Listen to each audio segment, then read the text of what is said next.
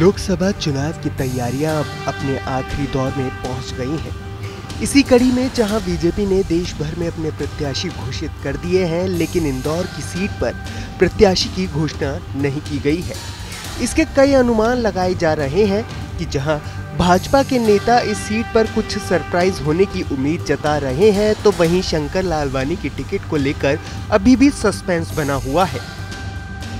ये भारतीय जनता पार्टी में बड़ी सूझबूझ के साथ और बड़े ध्यान रख के टिकटों का चयन किया जाता है और इंदौर को होल्ड करने का कारण ये है कि यहाँ पर जो इंदौर महानगर है, मध्य प्रदेश की जो औद्योगिक राजधानी है, यहाँ पर उस वजह से उनको विचार करके उनने मन बनाया कि कोई टिकट करेंगे वो। लेकिन इसमें भारतीय जनता पार्टी पूरी जो पारदर्शिता से काम करती है, उससे टिकट होगा और जो संगठन जो करता है उसको हम सर्वमान्यता से मिलेगी।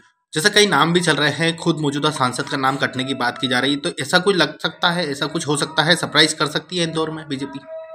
नहीं, ऐसा कुछ है नहीं, लेकिन फिर भी जो संगठन करता है वो सर्वोपरि रहता है और हमारे शंकर लालवानी जी का भी परफॉर्मेंस अच्छा रहा है और भारतीय जनता पार्टी कुछ और जवाबदारी के हिसाब से और बढ़ाने के हिसाब से इस इंदौर को महत्व देना चाहती, क्योंकि इंदौर जो लगातार 7 बार जो प्रथम आया है वो नरेंद्र मोदी जी के दिमाग में कहीं ना कहीं है कि इंदौर के लिए कुछ विशेष करना है।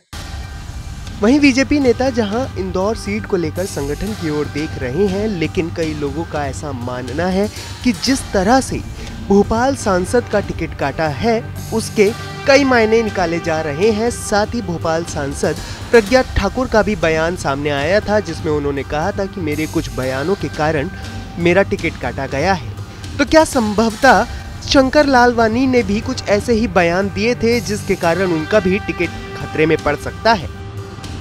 वो भी जल्दी अनाउंस हो जाएंगी, जो होल्ड है वो भी जल्दी अनाउंस हो जाएंगी। और जितनी टिकट का वितरण हो गया है, बहुत सोच समझ के बहुत अच्छे प्रत्याशी जो पार्टी के जो कार्यकर्ता हैं उनको बनाया गया है।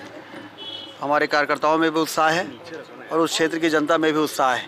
भारतीय जनता पार्टी बहुत भारी वोटों से इस बार लोकसभा का चुनाव जीतेगी और मोदी जी को तीसरी बार भारी बहुमत के साथ देश की जनता प्रधानमंत्री बनाएगी।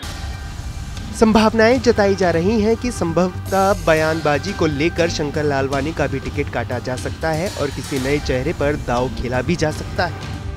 लोकसभा चुनाव का आगाज हो गया है। बीजेपी ने अपनी एक जंबो सूची भी जारी कर दी है, लेकिन इंदौर लोकसभा को होल्ड पर रख दिया है। इसके कई मायने और कई मतलब निकाले जा रहे हैं। बता दें, पिछले दिनों शंकर लालवानी ने भी कई विवादित बयान दिए हैं। जिस तरह से प्रज्ञा ठाकुर का टिकट कटा है और जिस तरह से उन्होंने संभावना व्यक्त करी थी कि मेरे बयानों के कारण मेरा टिकट कटा है, तो ऐसी संभावना इंदौर को लेकर भी नापी जा रही है। साथ ही वरिष्ठ नेताओं का भी कहना है कि इंदौर के लिए कुछ सरप्राइज देने जैसा मामला रहेगा और कुछ अच्छा होने के लिए इस टिकट को होल्ड किया है। इंदौर से टीवी 9 भारतवर्ष के लिए संदीप मिश्रा।